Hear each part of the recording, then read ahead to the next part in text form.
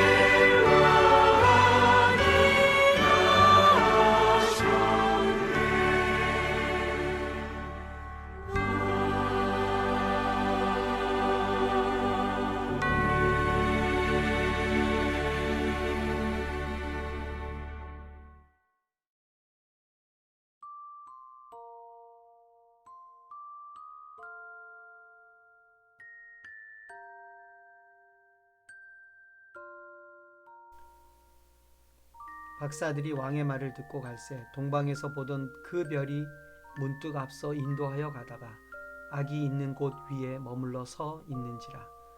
그들이 별을 보고 매우 크게 기뻐하고 기뻐하더라. 집에 들어가 아기와 그의 어머니 마리아가 함께 있는 것을 보고 엎드려 아기께 경배하고 보배합을 열어 황금과 유향과 몰약을 예물로 드리니라. 그들은 꿈에 헤롯에게로 돌아가지 말라 지시하심을 받아 다른 길로 고국에 돌아가니라. 그들이 떠난 후에 주의 사자가 요셉에게 현몽하여 이르되 헤롯이 아기를 찾아 죽이려 하니 일어나 아기와 그의 어머니를 데리고 애굽으로 피하여 내가 네게 이르기까지 거기 있으라 하시니 요셉이 일어나서 밤에 아기와 그의 어머니를 데리고 애굽으로 떠나가 헤롯이 죽기까지 거기 있었으니 이는 주께서 선지자를 통하여 말씀하신 바 애굽으로부터 내 아들을 불렀다 함을 이루려 하심이라. 이에 헤롯이 박사들에게 속은 줄 알고 심히 노하여 사람을 보내어 베들레헴과 그 모든 지경 안에 있는 산의 아이를 박사들에게 자세히 알아본 그때를 기준하여 2살부터 그 아래로 다 죽이니 이에 선지자 예레미야를 통하여 말씀하신 바 라마에서 슬퍼하며 크게 통곡하는 소리가 들리니 라헬이 그 자식을 위하여 애곡하는 것이라. 그가 자식이 없으므로 위로받기를 거절하였도다 함이 이루어졌느니라. 헤롯이 죽은 후에 주의 사자가 애굽에서 요셉에게 현몽하여 이르되 일어나 아기와 그의 어머니를 데리고 이스라엘 땅으로 가라. 아기의 목숨을 찾던 자들이 죽었느니라 하시니 요셉이 일어나 아기와 그의 어머니를 데리고 이스라엘 땅으로 들어가니라.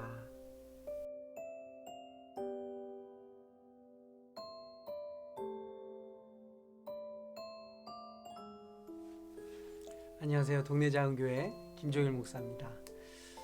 오늘은 마태복음 2장에 나오는 아기 예수의 탄생을 별을 보고 축하해주기 위해서 먼 동방에서부터 온 동방의 박사들, 그리고 그들을 맞이하는 그 당시에 이스라엘을 다스리고 있던 헤롯 왕의 모습을 보여주고 있는 마태복음 2장의 말씀을 우리가 함께 보려고 합니다. 먼저는 우리가 성탄절 하면 잊을 수 없는 것이 바로, 그리고 빼놓지 않고 우리의 이야기와 그리고 성탄의 즐거움 속에 등장하는 인물들 중에 바로 동방의 박사들이 있습니다. 우리가 찬송에도 부르고요, 노래에도 나오지만 동방에서 온 박사들을 우리가 세 사람이라고 생각하는데 사실 성경에 보면 엄밀하게 세 사람이라는 표현은 없습니다. 동방에서 박사들이 왔다, 그렇게 말하는데 그들이 가지고 온 예물이 황금과 유향과 모략이라는 세 가지의 예물을 가지고 와서 아마 우리가 세 사람이 왔을 것이다 라고 생각하는데요. 그들이 유대 땅에 들어오게 된 이유는 무엇입니까? 동방에서부터 별을 보고 유대인의 왕을 경배하기 위해서 왔다고 그럽니다. 그런 면에서 보면 그들은 왕의 탄생을 축하하는 사절단이라고 볼 수도 있겠습니다. 그러니까 단순히 세 사람의 박사들만 왔다고 볼 수는 없겠죠. 고고학자들이 이 동방을 아마도 페르시아일 것이다 라고 말을 하고 있습니다. 여러분, 예수님 당시에는 유대 땅은 로마의 지배를 받고 있었지만 불과 얼마 전만 해도 페르시아가 유대를 지배하던 적이 있었습니다. 그리고 헬라 제국에 의해서 지배를 받다가 그들이 이제 예수님 시대는, 예수님이 태어나는 그 시대는 로마의 대리인으로서 헤롯이 유대 나라를 다스리고 있었습니다. 그러니까 동방 페르시아에서부터 사절단이 왔다는 것은, 여러분, 이게 정치 권력의 구조 속에서 보면 헤롯한테는 굉장히 경계 어린 그러한 상황이 연출되는 것이라고 볼 수가 있습니다. 여러분, 헤롯이 어떻게 왕이 된지 아십니까? 이 헤롯은 원래 유다 사람도 아니었고요, 이스라엘 사람도 아니었습니다. 헤롯은 사실은 에돔 사람이었습니다. 이두메라고도 하는데요. 그러니까 정통 유대 지파에서 나온 사람이 아닌데 어떻게 이스라엘의 왕이 될 수 있었을까요? 그 이유는 그 중간 시대에 일어나는 여러 가지 역사적 상황 속에서 이 이두메 사람 헤롯이 로마의 허락을 받아서 유다를 실질적으로 다스리는 그런 왕으로 세워지게 되는 것을 이 중간 역사를 통해 우리가 알 수 있게 됩니다. 그렇기 때문에 이 헤롯은 여기서 헤롯은 이제 곧 죽게 되죠. 그 죽음 이후에 헤롯의 아들들이 유대 나라를 나누어서 다스리게 됩니다. 그래서 분봉왕 헤롯이라는 이름의 헤롯들은 바로 이 헤롯 대제의 아들들이 되겠습니다. 이 헤롯 대제는 사실은 로마로부터 왕위를 허락받고 다스리게 되는데요. 그렇기 때문에 당연히 친로마적인 그러한 인물이었습니다. 그런데 지금 동방에서 온 사절단이 유대인의 왕이 났다고 경배하러 온다는 것은 헤롯에게는 어떠한 의미로 다가오겠습니까? 로마와 친근하고 로마와 아주 밀접한 관계를 맺고 자신의 통치를 지금 이루어 나가고 있는 헤롯에게 페르시아의 사절단이 왔다는 것은 페르시아가 이 유다에 관심을 갖고 있다는 것을 보여주는 것이고요. 헤롯이 이루어 놓고 있는 그의 왕권이 페르시아로부터 심각한 위협을 받을 수 있는 상황에 놓이게 된 것이죠. 더군다나 이 사절단이 온 이유는 다른 이유가 아니라 여기 유대인의 왕이 났다라고 말을 하면서 찾아왔습니다. 여러분, 유대인의 왕으로 지금 헤롯이 있는데 또 다른 왕이 났다고 하면서 오는 이 사절단을 헤롯이 매몰차게 내치거나 그의 권위로 그들을 내쫓을 수도 있는데 그러지를 못합니다. 왜 그럴까요? 헤롯은 로마로부터 왕권을 받았지만 이 로마와 페르시아의 국제적인 관계 속에서 페르시아의 사절단을 함부로 대할 수가 없었던 것입니다. 그는 실질적으로 왕권을 가지고 있지만 그저 로마의 하수인에 불과하고요. 페르시아로부터 온 사절단의 쩔쩔매는 모습을 우리에게 보여주고 있습니다. 여러분, 예수님의 탄생과 관련해서 이 동방에서 온 박사들은 과연 누굴까요? 한글 성경에는 박사라고 나오는데 그 언어 성경을 보면 마구스 이렇게 나오는데 이 복수형이 마기입니다. 이 마기라는 뜻은 마구스 하는 것은 뭐냐면 일종의 제사장들 또는 별을 보는 점성술가들 뭐 이렇게 해석할 수가 있겠습니다. 결국에는 페르시아의 굉장히 중요한 고위 관료들이라고 볼 수 있겠죠. 행정적으로는 고위 관료고요. 그들의 기능은 아마도 제사를 담당하거나 또는 국사의 중요한 것들을 결정하는 국사를 논하는 무리들이라고 볼 수 있겠습니다. 그들이 사절단으로 유대를 왔습니다. 그렇다면 궁금하지 않습니까? 페르시아에서 왜 사절단을 보냈을까요? 그들이 와서 말하는 솔직한 그들의 이유와 목적은 별을 보고 왔다고 그럽니다. 다시 말하면 그들은 이제 유대 나라에 또 한 명의 왕이 날 것을 별을 보고 알았고 그리고 그들은 그 먼 거리를 실질적으로 새로 태어날 왕을 경배하기에 왔던 것이죠. 그들은 결국 아기 예수께 경배하고 예물을 드리고 자기들의 나라로 돌아가는 것으로 성경은 기록하고 있습니다.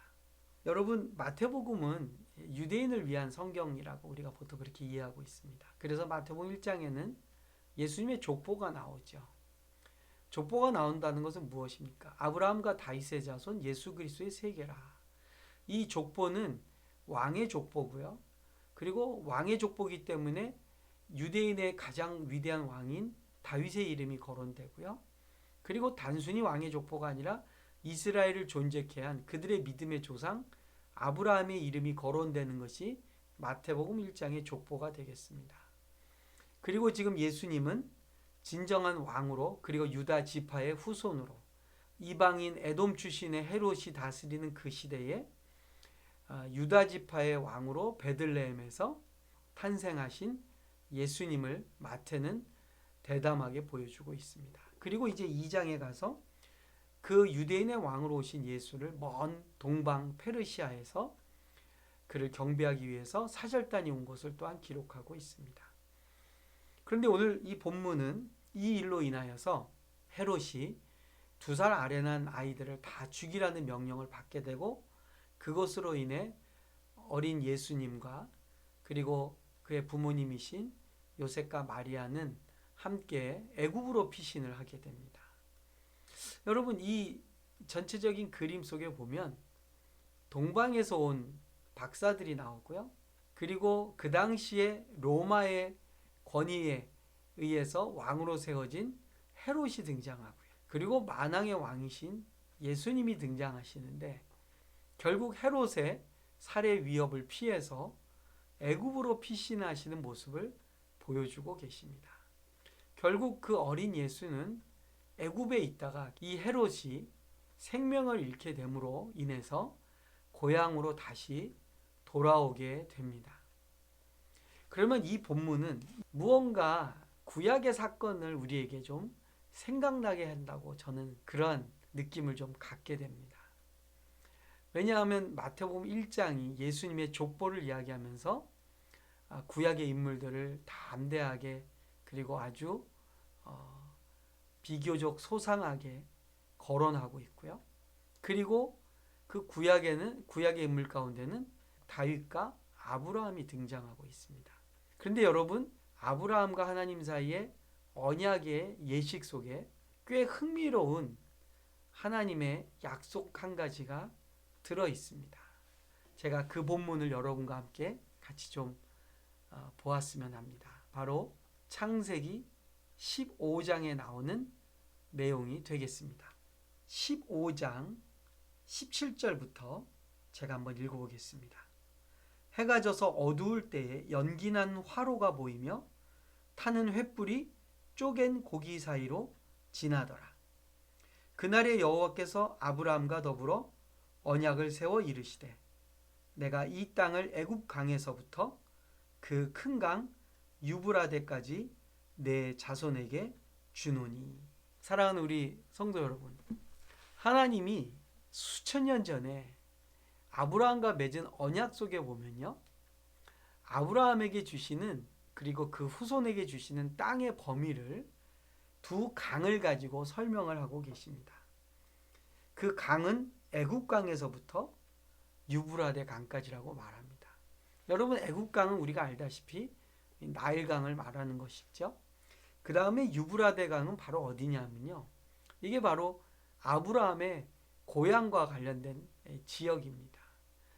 아브라함이 맨 처음 고향 본토 아비집을 떠난 곳이 어디냐면 갈대아 우르지요. 이 갈대아 우르 지역이 이후에 어떠한 제국들이 서냐면 바로 바벨론, 아수르, 그리고 페르시아가 섰던 곳입니다. 그러니까 벌써 하나님은 아브라함과의 언약 속에서 아브라함과 그의 후손이 차지할 그 땅의 좌우를 야곱 시대에 기근을 피해서 들어가게 되는 그 애굽 땅, 그리고 400년 후에 모세에 의해서 탈출하게 되는 그 애굽, 그 강에서부터 그들이 이제 고향에 돌아와서 마지막으로 가야 될 반대쪽은 어디냐면 아브라함의 고향 유브라다의 강이 흐르는 곳, 그곳이 바로 어디입니까? 바로 동방의 박사들이 예수님을 경배하기 위해 왔던 그 페르시아 지역이 되겠습니다. 그러니까 하나님은 이미 아브라함과 맺은 하나님의 나라, 하나님의 백성의 그 지역을 나일강에서부터 유브라데 강까지를 전체를 포함해서 예언하고 약속하고 계셨습니다. 그런 면에서 예수님은 지금 유다의 지파 후손으로 베들레헴에서 태어나셨지만요, 그를 경배하러 온 자들은 바로 그 유브라데 강 그 근원에서부터 세워진 제국인 페르시아였고요. 그리고 그 페르시아에서 온 사절단으로 인하여서 헤롯의 방해와 살해의 위협은 어린 예수님을 그들의 조상들이 탈출했던 애굽 땅으로 들어가셨다가 다시 돌아오게 하시는 것을 우리에게 보여주고 계십니다. 여러분, 어린 예수님이 한편으로 보면 피신해 가시는 것 같고 죽음을 피해서 도망가시는 것 같지만 예수님을 맞이한 동방에서 온 박사들의 모습, 그리고 예수님이 애굽 땅까지 가셨다가 다시 돌아오신 그 모습은 하나님이 아브라함과 맺은 언약이 예수님 안에서 어떻게 이루어지는가를 우리에게 보여주는 좋은 해석이라고 저는 보고 싶습니다. 그렇다면 유대인의 왕으로 온 그 예수님을 인정하지 않은 헤롯은 결국 어떻게 됩니까? 그는 오늘 본문의 말씀을 보면 결국 자신의 왕위를 지속적으로 끌고 가지 못하고 결국에는 죽음을 당하게 됩니다. 여러분, 이 땅에 권력을 가진 자들, 이 땅에서 자기의 권세가 영원할 것이라고 생각되는 그들이 어린 예수 앞에서는 아무것도 아닌 존재가 된다는 것을 오늘 우리에게 오히려 역설적으로 보여주고 계십니다. 어리고 연약해 보이고 한없이 작아 보이는 예수님이시지만 그 앞에 예물을 드리는 페르시아의 사절단이 있었고요. 또 한편으로는 예수님은 그 이스라엘 백성들이 탈출하면서 하나님의 구원을 경험했던 애굽 땅으로 들어가셔서 그분 역시 하나님의 도우심으로 다시금 고향으로 돌아오는 모습을 오늘 보여주고 계십니다. 그리고 그 어린 예수를 죽이려고 했던 헤롯이라는 그 로마의 대리인은 결국에는 그의 권좌에서 죽음으로 물러나는 역사를 우리에게 보여주고 있습니다. 그런 면에서 이제 이 예수님의 탄생과 관련된 또 하나의 권력의 축이 있죠. 그것은 바로 이스라엘을 그 당시 실질적으로 지배하고 있는 대로마의 제국입니다. 누가복음을 보시면 아시겠지만 이 로마의 황제인 아우구스투스가 호족을 조사하는 그 식민지 일대에 명을 내려서 어린 아기 예수는 나사렛이란 동네에서 나지 않으시고 베들레헴으로 가시게 됩니다. 바로 유다 지파의 고향이 되겠죠. 바로 그곳에서 예수님이 태어나시게 되는 그 사건에는 전혀 이 사건을 알지도 못하고 인지하지도 못한 아우구스투스가 자신의 세력을 공고히 하기 위해서 호족조사라는 영을 내린 이 일이 예수님의 탄생의 예언을 결국에는 이루게 했다는 것이죠. 그리고 그것으로 끝나지 않습니다. 구약에서 아브라함에게 약속하신 하나님의 나라, 하나님의 언약의 그 범위가 나일강에서부터 유브라데 강까지로 끝나는 것이 아니고요. 이제 예수님은 자신이 세우신 교회를 향해서 무엇라고 말씀하십니까? 예루살렘과 유대와 사마리아와 땅끝까지 이르러 내 증인이 되리라. 이렇게 명령을 하십니다. 제자들이 가야 될 곳은 이제 예수님의 부탁, 땅끝으로 그들이 가야 되는 것이죠. 이 예수님의 명령, 땅끝을 바라본 바로 사도 한 사람이 사도행전에는 등장하고 있습니다. 그 사람은 바로 누굽니까? 사도행전 19장에 나오는 바로 사도 바울입니다. 사도행전 19장 21절에 바울의 고백을 여러분 한번 들어보십시오. 이 일이 있은 후에 바울이 마게도니아와 아가야를 거쳐 예루살렘에 가기로 작정하여 이르되 내가 거기 갔다가 후에 로마도 보아야 하리라. 바울이라는 이방인의 사도로 부름받은 그는 자신의 여행의 마지막 종착지를 그가 본 땅끝을 로마라고 이해하고 있습니다. 결국 하나님께서 아브라함과 맺으신 언약에서 등장하는 애굽강과 유브라데 강이라는 동과 서를 가로지르는 하나님의 통치의 영역은 이스라엘 백성들이 출애굽함으로 서에서 동으로 시작되고 그리고 예수님의 탄생의 사건 속에서 그 동쪽 끝 페르시아의 사절단이 유대인의 왕으로 오신 예수님을 경배하러 오시는 모습 속에서 완성되고 있습니다. 그리고 그것은 단순히 지역적으로 문자적으로 애굽 강과 유브라데 강으로 끝나는 것이 아니라요. 예수님께서 교회에게 부탁하시는 땅끝까지 이르러 증인이 되라는 그 당부의 말씀을 실천하는 로마를 바라본 사도 바울에게 이르러 온 열방이 하나님의 나라로 변화될 것을 우리에게 계시하고 계십니다. 이 성탄절은 한 아이의 탄생을 즐거워할 뿐만 아니라 이 땅에 크고 작은 권력을 가진 모든 권력자들과 통치자들이 예수님 앞에 무릎 꿇어야 되는 절기임을 우리에게 웅변적으로 보여주고 있습니다. 사랑하는 우리 성도 여러분, 나름대로 자신이 가지고 있는 권력과 자기가 가지고 있는 권리를 주장하는 사람들이 세상에 참 많습니다. 그러나 그들 모두는 어린 양이신 예수님 앞에 결국에는 무릎 꿇어야 될 존재들입니다. 헤롯 대제조차도, 동방에서 온 사절단들도, 그리고 로마의 황제도 예수님보다 위에 설 수 있는 존재는 없습니다. 어린 양 예수 앞에 우리 모두는 무릎을 꿇어야 되는 것이죠. 이 성탄의 시즌을 보내면서 우리 성도들과 저와 우리 모두가 우리의 왕 중의 왕이시고 우리의 가장 높으신 주님이신 예수님을 경배하고 예수님을 찬양하는 이 기간이 되었으면 좋겠습니다. 결국 그분의 오심은 아브라함과 맺으신 언약이 완성되고 이스라엘 백성들이 고대하던 하나님의 나라가 시작되는 것이고요. 그분의 시작 앞에 이 땅의 권세자들과 권력자들은 그 하나도 남김없이 다 무릎을 꿇을 수밖에 없는 주님이신 것을 증명한 사건이었습니다. 이 성탄 절기가 저와 여러분에게 왕 중의 왕이신 예수님을 높이는 그러한 시간들 되시기를 간절히 축복을 드립니다.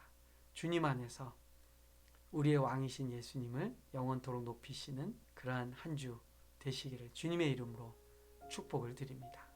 감사합니다.